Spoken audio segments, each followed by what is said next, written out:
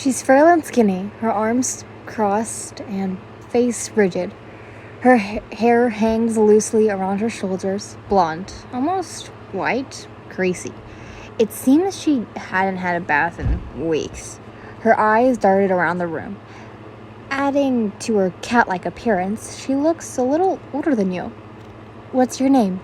you asked, glancing at Takashi. He smiles like he always does. She eyes you up and down before answering. "Hikito." I think I'm saying that right. "Hikito?" "Just Hikito." You nod. She seems uncomfortable, although that's probably due to the absence of guards in the room. "Guards, please leave us," you say, looking around.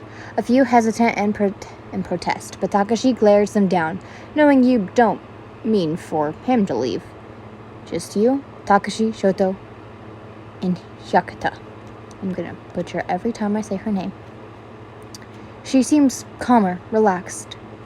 "I heard you were falsely imprisoned," you say, not exactly remembering what happened, but trying to sound regal.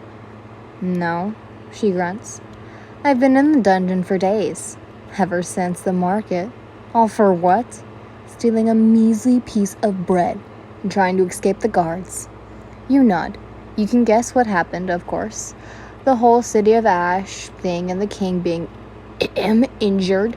The guards probably forgot she was down there. But was she the whole time without food, water? Surely someone had been down there, right? Strange, but not impossible. As much as you don't want to, you can't help but want to get out of the way. A commoner complaining? Surely are more important things, right? But Takashi seems to have grown interest, so you offer to her your apologies. "I apologize for the lack of guards. Would you like compensation? A night at the palace, perhaps?" If even possible, her face grows even more angry, creased eyebrows and all. "That won't make up for what I've lost," she whispers, clearly not intending for you to hear. But you do, though it makes you wonder. You step forward and grab her arm. She flinches and doesn't pull away. "Listen, I really want to fix this. If I'm ever going to be a good queen, you must tell me what I can do to help." The words "good queen" taste foul in your mouth, but you don't know what else to say. She looks you in the eyes and laughs, her voice cracked and dry. "You can't reserve for what's been done, no matter your position nor power. The past is irreparable, and the future is uncontrollable." Her whispers shouldn't bother you, shouldn't faze you as much as it does, but it reminds you something Hira would say, and your heart latches. You stumble backward, letting go of Hitoka and turning to Shoto. "She'll be staying in the palace until she is healed," you say to him. "I want her in the closest room to mine. Violence will not be tolerated any longer." Shoto looks confused. "Healed? I don't see any signs of injury." You look at Takashi, then back at Shoto. This whole time she has been favoring her right arm. "I want her immediately treated. I know a broken bone when I see one." You don't mean to be harsh, but the thought of what happened makes your blood boil. Takashi looks worried. You look at him, nodding. He immediately goes to Hitoka's side, careful not to hurt her anymore, and leads her out of the room. You hear them bicker as they leave. "It's my arm that's broken, not my leg, stupid." You hear Hitoka snap. "I can still walk." I can't hear Takashi reply, but you know he wouldn't just leave her alone. You turn to Shoto, suppressing a laugh. "She's feisty," you say. "Maybe she would help with some of the problems around here?" Shoto clears his throat, finally understanding what you're implying. "You really think the guards did that to her?" "Oh, I'm sure they did more than just that," you sighed, shaking your head. After all, she was the only one in the dungeon at the time, and a woman at that. Shoto is quiet. "It's not your fault," you reassure him. "It's because of the king's loose commands towards his soldiers. He always seemed to be district and angry at the wrong person. You remember the incident you heard, the breaking glass, the shouts. I don't want it to happen again, and I don't know how to stop it, Shoto. You sit down, tangling your hands in your hair. You stay like that, breathing in, out, in, out. Soon, Shoto takes your hand. I have an idea, he says. Something to get rid of all the stress, something to create all done. What? You laugh despite feeling worn down. Then we can sort all this out. Shoto smiles. Let's just have fun for once. Wow, you smirk. Never thought I'd hear that from you. Well, neither did I, he says, helping you stand. But ever since you came here, I feel different. Not like the normal me.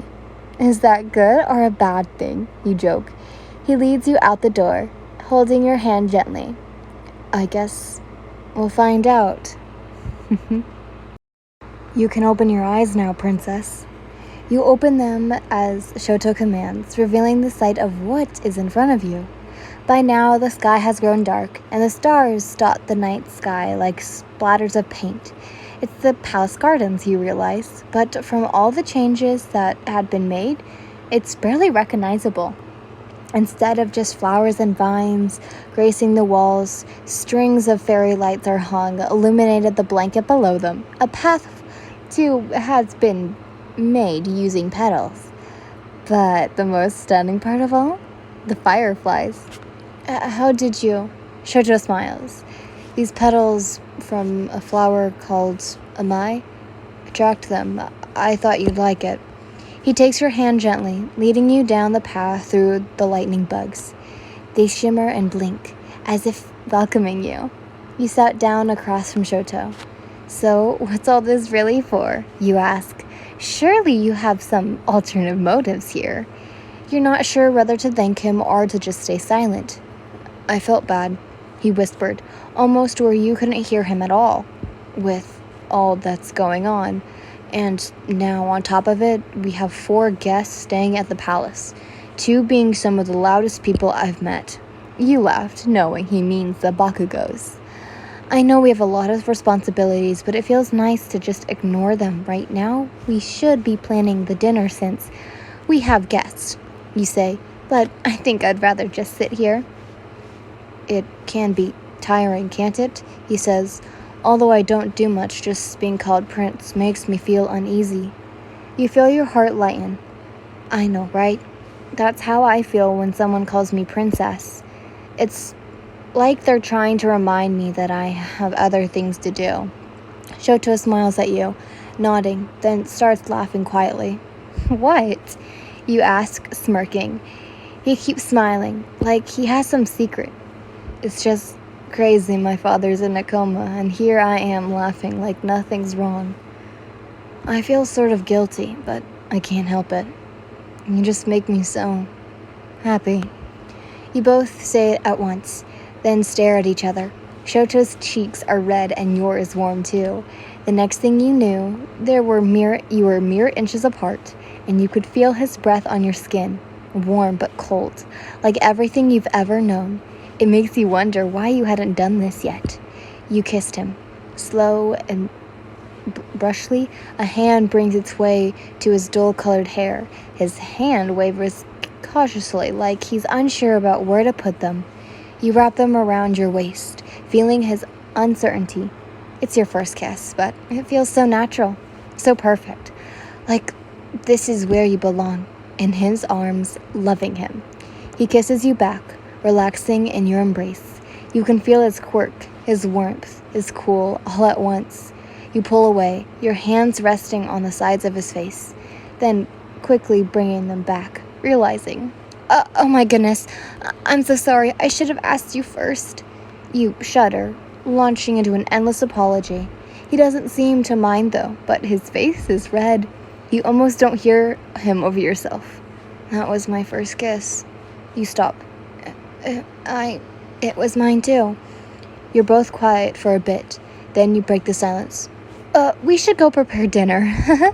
You gather your gown and quickly stand, fanning your face as you leave the garden. You know Shoto is following you, but you can barely speak to him after the stunt you just pulled. Ridiculous. You sit at the head of the table beside Shoto, avoiding his gaze. You can feel him looking at you. Instead, you welcome the guests. Queen Mitsuki, Queen Katsuki, and Surizuku. You say, lifting a glass. Thank you so much for joining us today. The information you provided us will prove useful. So, I thank you. We have prepared this food. Thank you for the meal. You ate in silence, occasionally joining in on the banter. Be grateful, you brat. I'm not the one who hasn't touched the food yet, you old hag. Yeah, maybe it would be best to just stay out of it. Instead, you turn to Izuku, who was cobbling up the meal like it's his last. You smile. Do you like it? You ask the boy. He nods, his mouth stuffed. Excuse my manners, I shouldn't have considered the atmosphere. I still can't believe I'm here, honestly. Oh well, it's pretty unreal, isn't it? Sometimes I don't believe I'm here myself. You sighed, thinking of all you've left behind. It does seem crazy. Your life has changed so much in such little time. Maybe you're revealed? Maybe you want to go back? Well, I just want to thank you again. Izuku laughs nervously. My mother won't believe the news I tell her. I can't wait to meet her, you smile. And I'm sure she'll be very proud. Change is a strange thing, right? Like a pack of wolves, shrinking into masses. When you least expect it, change is coming. And there's nothing you can do to stop it.